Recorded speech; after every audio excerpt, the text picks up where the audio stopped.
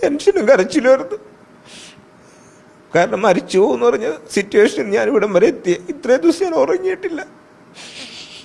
ഇപ്പോൾ ഞാൻ ഈ മെഷീൻ ഡിസ്കണക്ട് ആവാതെ പേടിച്ചാണ് ഉറങ്ങണം ഓരോ ദിവസവും. അസ്സലാമു അലൈക്കും വറഹ്മത്തുള്ളാഹി വബറകാതുഹു. വളരെ ഇമ്പോർട്ടൻ്റ് ആയിട്ടുള്ള ഒരു മെസ്സേജ് തരാൻ വേണ്ടിയിട്ടാണ് ഈ വീഡിയോൻ്റെ അകത്ത് വന്നിട്ടുള്ളത്. ഈ വിഷയത്തിനെ നിങ്ങൾ ഗൗരവമായിട്ട് തന്നെ എടുക്കണം. വളരെ ഭയാനകരപ്പെടുത്തുന്ന അല്ലെങ്കിൽ ചിന്തിക്കാൻ പറ്റുന്നതിനേക്കാൾ അപ്പുറത്തെ ഒരു സംഭവമാണ് ഈ അടുത്തായിട്ട് നടന്നിട്ടുള്ളത്. ഒരാൾ മുടി കുഴച്ചിൽ കാരണം, മുമ്പത്തെ മുടിയൊക്കെ പോയതേ കാരണം ഹെയർ ട്രാൻസ്പ്ലാന്റേഷൻ ചെയ്യാൻ വേണ്ടിയിട്ട് ഒരു ഫേസ്ബുക്കിൽ ആഡ് കാണുകയും അത് കണ്ട് ആ ഒരു ഹോസ്പിറ്റലിലേക്ക് പോവുകയും ട്രീറ്റ്മെൻ്റ് ഒക്കെ നടത്തി. ഹെയർ ട്രാൻസ്പ്ലാന്റേഷൻ എന്ന് പറഞ്ഞാൽ വേറെ സ്ഥലത്ത് നിന്ന് മുടിയെടുത്തിട്ട് ഇവിടേക്ക് വെക്കുന്ന ഒരു രീതിയാണ്. ഓക്കെ, അങ്ങനെ ഹെയർ ട്രാൻസ്പ്ലാന്റേഷൻ ഒക്കെ ചെയ്ത് കഴിഞ്ഞ് കുറച്ച് ദിവസങ്ങൾ കഴിഞ്ഞപ്പോൾ അദ്ദേഹത്തിന് ചില മാറ്റങ്ങളൊക്കെ അവിടെ കാണാൻ വേണ്ടി കഴിഞ്ഞു. അതേപോലെ ഡാർക്ക് ആയ രീതിയിലും അതേപോലെ ഒരു ചൊരി വരുന്ന രീതിയിലൊക്കെ കാണുന്നുണ്ട്.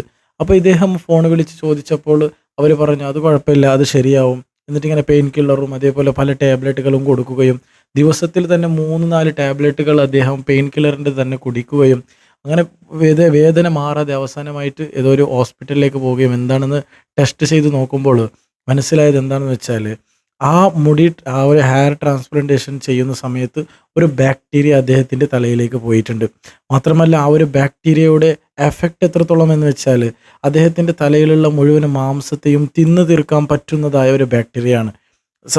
ആ ഒരു തലയിൽ നിന്ന് ഉള്ളിലേക്ക് കാണുന്ന രീതിയിലുള്ള അത്രത്തോളം മാംസങ്ങൾ തിന്നു കഴിഞ്ഞിട്ടുണ്ട് ഓൾറെഡി.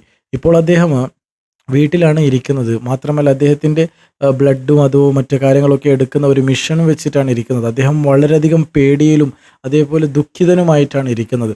ഇവിടെ ഞാൻ ഈ വിഷയം എടുത്തു പറയാനുള്ള കാരണം എന്താണെന്ന് വെച്ചാൽ ഇപ്പോൾ പല രീതിയിൽ ഇൻഫ്ലുവൻസേഴ്സൊക്കെ ഉള്ളത് കൊണ്ട് അവർ യഥാർത്ഥത്തിൽ നല്ല ഹെയർ ട്രാൻസ്പ്ലാന്റേഷൻ ചെയ്യുന്നതായ ജനുവനായിട്ട് അല്ലെങ്കിൽ എന്താ പറയുക ഒരു അറിയപ്പെട്ടതായ ആൾക്കാർ ചില ആൾക്കാരുണ്ട്. അവരൊന്നും ഞാൻ പറയുന്നില്ല. എന്തും അറിയാത്തതായ ഇത്തരത്തിലുള്ള ഒരു വിഷയവും കൂടി അതിൽ വിഷയങ്ങൾ ഉള്ളടങ്കം എന്താണെന്ന് അറിയാത്ത ആൾക്കാരൊക്കെ ഹെയർ ട്രാൻസ്പ്ലാന്റേഷൻ ചെയ്യുന്ന ആൾക്കാരൊക്കെ ഉണ്ട്. ഡോക്ടർമാരായിട്ടും അതേപോലെ ഷോപ്പിലുമുണ്ട്. അവരുടെ അടുത്തേക്കൊക്കെ പോകുമ്പോൾ നല്ല രീതിയിൽ സൂക്ഷിക്കണം. ഇത്തരത്തിൽ ഹെയർ ട്രാൻസ്പ്ലാന്റേഷൻ ചെയ്യുന്ന സമയത്ത് ഹലാലാണ് അങ്ങനെ ഇങ്ങനെ പറഞ്ഞിട്ടൊക്കെ വീഡിയോസുകളൊക്കെ നമുക്ക് കാണാനുണ്ട് അല്ലേ? അതൊക്കെ ശരി തന്നെയാണ്, അതിൽ നമ്മൾക്കൊന്നും സംസാരിക്കാനില്ല. പക്ഷെ ഞാനിവിടെ പറയുന്നത് എന്താണെന്ന് വെച്ചാൽ ഈ ഹെയർ ട്രാൻസ്പ്ലാന്റേഷൻ വിഷയത്തിൽ മാത്രമല്ല, മുഖത്തിലേക്ക് തേക്കുന്ന ക്രീമാവട്ടെ അല്ലെങ്കിൽ മുടിയിലേക്ക് സ്മൂത്താവാൻ തേക്കുന്ന ജെല്ലാവട്ടെ അല്ലെങ്കിൽ ഇത്തരത്തിലുള്ള പല രീതിയിലുള്ള പുതിയ പുതിയ പ്രൊഡക്റ്റുകളൊക്കെ നമ്മുടെ ഈ ഒരു സമൂഹത്തിലേക്ക് വരുന്നുണ്ട്. അതിനെ പ്രൊമോട്ട് ചെയ്യാൻ വേണ്ടിയിട്ടും ചില ആൾക്കാരുണ്ട്. അവർക്ക് ചെറിയ പൈസ കൊടുത്താൽ മതി, അവരതിനെ നല്ല രീതിയിൽ പൊക്കി കയറ്റിയിട്ട് ഞാനും ഇത് യൂസ് ചെയ്യുന്നുണ്ട്, ഇത് കുറച്ച് മാസങ്ങളായി എനിക്ക് റിസൾട്ട് കിട്ടുന്നുണ്ട് എന്നിങ്ങനെ പറഞ്ഞിട്ട് കുറേ ആൾക്കാർ എന്ത് ചെയ്യുന്നുണ്ട്, ഇൻഫ്ലുവൻസ് ചെയ്യുന്നുണ്ട്, പ്രൊമോട്ട് ചെയ്യുന്നുണ്ട്. അത്തരത്തിലുള്ള ആൾക്കാരെ നിങ്ങൾ ഒരിക്കലും വിശ്വസിക്കാനോ അല്ലെങ്കിൽ അതിൻ്റെ പിന്നിലേക്ക് പോവുകയോ ഒരിക്കലും ചെയ്യാൻ പാടില്ല എന്നാണ് എനിക്ക് പറയാനുള്ളത്. ചെറിയൊരു അശ്രദ്ധ കാരണമായിട്ട് ഒരു ഫേസ്ബുക്കിലൂടെ കണ്ട ഒരു ആഡ് മുഖേന അദ്ദേഹം അവിടേക്ക് പോവുകയും അവിടെ അദ്ദേഹത്തിന് സംഭവിച്ചതായ ആ ഒരു കാര്യം കൂടി നിങ്ങളൊന്ന് ചിന്തിച്ച് നോക്കിയേ. ഇത്ര ഭയാനകരമായ ഒരു വിഷയമാണ്. ഇത് കേൾക്കുമ്പോൾ ഞാൻ ആദ്യം ഞെട്ടിപ്പോയി. ഈ ഒരു വിഷയം കേൾക്കുമ്പോൾ തന്നെ എനിക്ക് നല്ല രീതിയിൽ പേടി തോന്നിപ്പോയി. ആ ഒരു വിഷയം അത്തരത്തിലുള്ള ഗൗരവത്തിൽ എടുക്കേണ്ട ഒരു വിഷയം തന്നെയാണ്. ഞാൻ നിങ്ങൾക്കൊരു വീഡിയോ കാണിച്ചു തരാം, അദ്ദേഹം സംസാരിക്കുന്നതായ ഒരു വീഡിയോ. അത് കേട്ടപ്പോൾ നിങ്ങൾക്ക് തന്നെ ഒരിക്കലും മനസ്സിലേക്ക് നല്ല രീതിയിൽ പേടി തോന്നും. ഞാൻ നിങ്ങൾക്ക് കേൾപ്പിച്ചു തരാം, നിങ്ങൾക്ക് മനസ്സിലാവും. ഇത് മറ്റേ മറുനാടൻ മലയാളി എന്ന് പറയുന്ന ചാനലിലൂടെ വന്നതാണ്. അതുമാത്രമല്ലാതെ മനോരമ ന്യൂസിലും ഈ ഒരു ന്യൂസ് വന്നിട്ടുണ്ട്. പല ന്യൂസ് ചാനലിലൂടെ ഈ ന്യൂസുകൾ വന്നതാണ്. ഇത് ജെനുവൻ ആയിട്ടുള്ള ഒരു ന്യൂസ് തന്നെയാണ്. ഓക്കെ, കേട്ട് നോക്കൂ. എന്താ സംഭവിച്ചത്? ഞാൻ എൻ്റെ നെറ്റിയിൽ കുറച്ച് മുടി കൊഴിഞ്ഞിട്ടുണ്ടായിരുന്നു. അപ്പോൾ അത് ട്രാൻസ്പ്ലാന്റ് ചെയ്യാൻ വേണ്ടിയിട്ട് ഫേസ്ബുക്കിൽ ഒരു ആഡ് കണ്ടപ്പോൾ ജസ്റ്റ് ഒരു എൻക്വയറി ബട്ടൺ ക്ലിക്ക് ചെയ്തതാണ്. ഈ ട്രാൻസ്പ്ലാന്റ് ചെയ്ത് 28 എനിക്ക് വലിയ പ്രോബ്ലം വന്നില്ല. ബട്ട് March 1 ഓൺവേർഡ്സ് എനിക്ക് സിവിയർ പെയിൻ വന്നു. ഈ പെയിൻ വന്നതെല്ലാം ഞാൻ ഇൻഫോം ചെയ്തു. അപ്പോൾ അവർ പറഞ്ഞു സാർ കുഴപ്പമില്ല, അത് ഓക്കെ ആണെന്ന് പറഞ്ഞിട്ട് ഡോക്ടർ ഗുഡ് എന്ന് പറഞ്ഞ ഇമോജിയാണ് ഇട്ടുകൊണ്ടിരുന്നത്. 10-ാം തീയതി ആകുമ്പോൾ എൻ്റെ നെറ്റിയിലെല്ലാം കുറേ മുഴകൾ പോലെ വരികയും അതൊരു മജന്ത കളറായിട്ട് മാറി ഫുള്ള് കണ്ടാൽ പേടിയാവുന്ന രൂപത്തിലേക്കായി.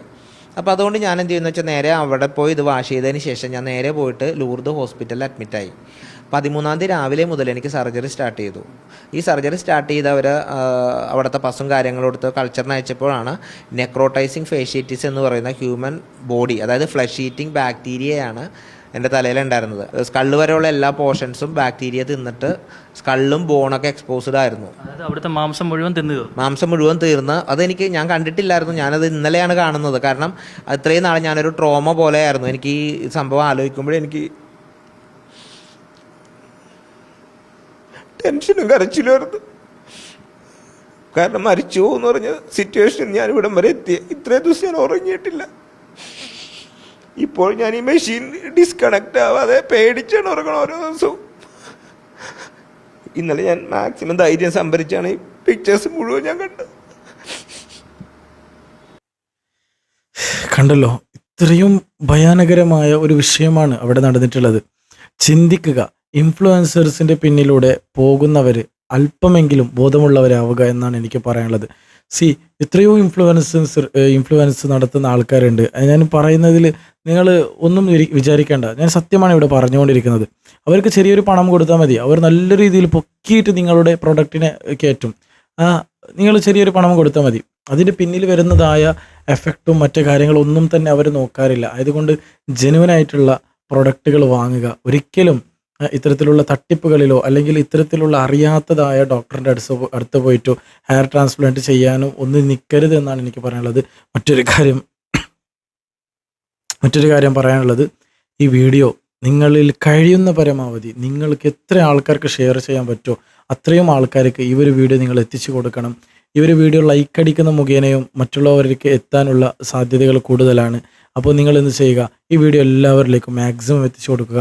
അവർക്കും ഇതിൻ്റെ അറിവ് ലഭിക്കട്ടെ എന്ന് വിചാരിച്ചിട്ട് മാത്രമാണ് ഈ ഒരു വീഡിയോ ചെയ്തുകൊണ്ടിരിക്കുന്നത്. ഇനിയിപ്പോൾ ഇതിൻ്റെ ലിങ്ക് ഷെയർ ചെയ്തിട്ട് നിങ്ങളൊന്നും പോകേണ്ട. നിങ്ങൾക്ക് ഡൗൺലോഡ് ചെയ്തിട്ടും നിങ്ങൾക്ക് ഇതിനെ അയച്ചു കൊടുക്കാവുന്നതാണ്. ടോട്ടലി നമ്മുടെ സമൂഹത്തിന് എന്താണ് ഇതിൻ്റെ സത്യാവസ്ഥ, ഇത്തരത്തിലുള്ള പ്രൊഡക്റ്റുകൾ വാങ്ങിയാലുള്ള എന്താണ് ഇതിൻ്റെ സൈഡ് എഫക്ട്സ് ആയിട്ട് വരുന്നത് എന്നൊക്കെ നമ്മുടെ സമൂഹത്തിന് ബോധ്യപ്പെടുത്താനുണ്ട്.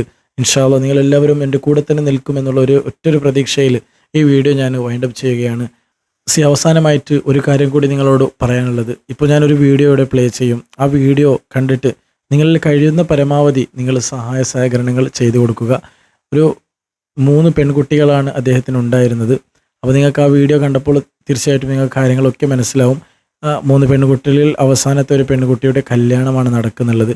അപ്പോൾ സാമ്പത്തികമായിട്ട് നല്ലോണം ബുദ്ധിമുട്ടുകൾ സഹിക്കുന്നുണ്ട്. അപ്പോൾ നിങ്ങൾക്ക് കഴിയുന്ന പരമാവധി ഈ വീഡിയോ ഷെയർ ചെയ്തിട്ടോ അല്ലെങ്കിൽ ലിങ്ക് ഷെയർ ചെയ്തിട്ടോ എങ്ങനെയെങ്കിലും അവർക്ക് സഹായിക്കാൻ പറ്റുന്നവരുണ്ടെങ്കിൽ ഒന്ന് സഹകരിക്കുക.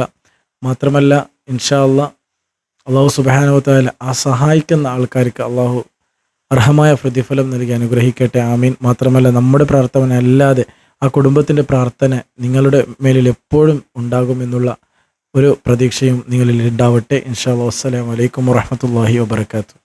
നമ്മുടെ വീഡിയോ എല്ലാം ഏറ്റെടുക്കുന്നത് പോലെ ഈ ഒരു വീഡിയോ നിങ്ങൾ ഏറ്റെടുക്കുമെന്നുള്ള ഒറ്റൊരു പ്രതീക്ഷയിലാണ് ഈ വീഡിയോ ചെയ്തുകൊണ്ടിരിക്കുന്നത്. ഒരു ഉസ്താദിൻ്റെ കൊച്ചു കഥ പറഞ്ഞു തരട്ടെ. 1994 ഇസവിയിൽ ജോലിക്ക് കയറിയ ഒരു ഉസ്താദിൻ്റെ കഥയാണ്. കൊറോണയ്ക്ക് ശേഷം ഇതുവരെയായിട്ടും ജോലിക്ക് പോകാൻ കഴിഞ്ഞിട്ടില്ല. അതിൻ്റെ കാരണം എന്താണെന്നറിയോ? ആ ഉസ്താദിന് ആട്ടും ബ്ലോക്ക് ആയിരിക്കുകയാണ്. മാത്രമല്ല തീയൊക്കെ പൊള്ളിയിട്ട്, കാളിലേക്കൊക്കെ തീയൊക്കെ പൊള്ളിയിട്ട് ആകെ വിഷമത്തിലിരിക്കുന്ന ഒരു വേളയാണ്. ഈ ഒരു വേളയിലാണ് അദ്ദേഹത്തിൻ്റെ അവസാനത്തെ മകളുടെ കല്യാണത്തിന് ആലോചന വരുന്നത്. ഇപ്പോൾ ഇനി ദിവസങ്ങൾ മാത്രമാണ് ബാക്കിയുള്ളത് കല്യാണത്തിന് വേണ്ടിയിട്ട്. അതിൻ്റെ ഒരുക്കങ്ങളൊക്കെ ഇനിയും റെഡിയായിട്ടില്ല എന്നാണ്. സാമ്പത്തികമായിട്ട് നല്ലോണം വിഷമത്തിലുള്ള ഒരു ഉസ്താദാണ്. അദ്ദേഹം എന്നോട് ഈ ഒരു കാര്യം പറഞ്ഞപ്പോൾ എനിക്ക് നല്ല രീതിയിൽ വിഷമമായി പോയി. ആ ഒരു പെണ്ണിന് വേണ്ടതായ, ആ ഒരു മോൾക്ക് വേണ്ടതായ സഹായ സഹകരണങ്ങൾ നിങ്ങൾ ചെയ്തു കൊടുക്കുമെന്നുള്ള ഒറ്റൊരു പ്രതീക്ഷയിൽ അദ്ദേഹം ആ വിഷമം പറയുമ്പോൾ ഞാൻ ഇതുപോലെ വീഡിയോ ചെയ്തിട്ട് ജനങ്ങളുടെ മുമ്പിലേക്ക് ഇട്ടുകൊടുക്കാം, അവർ നിങ്ങൾക്ക് വേണ്ട സഹായ സഹകരണങ്ങൾ ചെയ്യും എന്നുള്ള ഒരു പ്രതീക്ഷയും അദ്ദേഹത്തിന് ഞാൻ കൊടുത്തു. നിങ്ങൾ ആണ് ഈ ഒരു വീഡിയോ ഷെയർ ചെയ്യേണ്ടത്. എല്ലാവരിലേക്കും മാക്സിമം എത്തിച്ചു കൊടുക്കുക. മാത്രമല്ല അദ്ദേഹത്തിന് വേണ്ടതായ എല്ലാ സഹായ സഹകരണങ്ങളും നിങ്ങൾ ചെയ്തു കൊടുക്കണം. ഈ സ്ക്രീനിൽ കാണുന്ന സ്കാനർ ഉപയോഗിച്ചോ അല്ലെങ്കിൽ ഗൂഗിൾ പേ നമ്പറോ അല്ലെങ്കിൽ മറ്റേ അക്കൗണ്ട് നമ്പറിലേക്കോ നിങ്ങളിൽ കഴിയുന്ന പരമാവധി സഹായ സഹകരണങ്ങൾ ചെയ്തു കൊടുക്കുക. അസ്സദഖത്തു റദ്ദുൽ ബലാഹ് എന്നുള്ള ആ ഒരു വാക്യം ഒന്നുകൂടി നിങ്ങളോട് ഓർമ്മപ്പെടുത്തിക്കൊണ്ട് ഞാൻ പ്രതീക്ഷയോട് ഈ വീഡിയോ വൈൻഡപ്പ് ചെയ്യുകയാണ്. വസ്സലാമു അലൈക്കും വറഹ്മത്തുള്ളാഹി വബറകാതുഹു.